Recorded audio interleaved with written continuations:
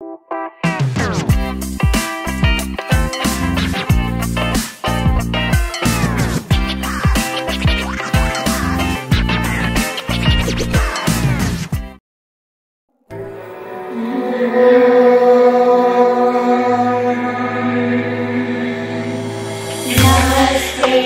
महामाये श्रीपीठे सुरपूजिते शङ्खचक्रगदाहस्ते महालक्ष्मी नमोऽस्तुते। नमस्ते गरुडारूढे डोलासुरभयङ्करी सर्वपापहरे देवी महालक्ष्मी नमोऽस्तुते।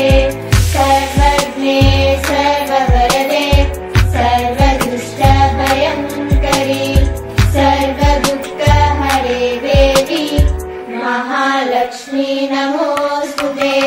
सिद्धिबुद्धिप्रदे देवी मुक्तिमुक्तिप्रदायिनी मन्त्रमूर्ते सदा देवी महालक्ष्मी नमोऽस्तुते। आद्यन्तरहिते देवी आदिशक्ति महेश्वरी योगज्ञे योगसम्भूते महालक्ष्मी नमोऽस्तुते। स्थूलसूक्ष्म महारौद्रे महाशक्ति महोदरे महापापहरे देवी महालक्ष्मी नमोऽस्तुते। पद्मासनस्थिते देवी परब्रह्मस्वरूपिणी परमेशी जगन्माता महालक्ष्मी नमोऽस्तुते।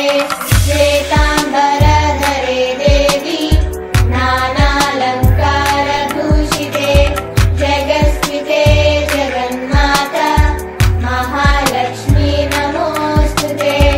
महालक्ष्म्यष्टकं स्तोत्रं यः पठे भक्तिमानः सर्वसिद्धिमवाप्नोति राज्यं प्राप्नोति सर्वदा। एककाले पठे नित्यं महापापविनाशनं द्विकालं यः पठे नित्यं धनधान्यसमन्वितः त्रिकालं यः पठे नित्यं महाशत्रुविनाशनं महालक्ष्मी भवे नित्यं प्रसन्ना वरदा।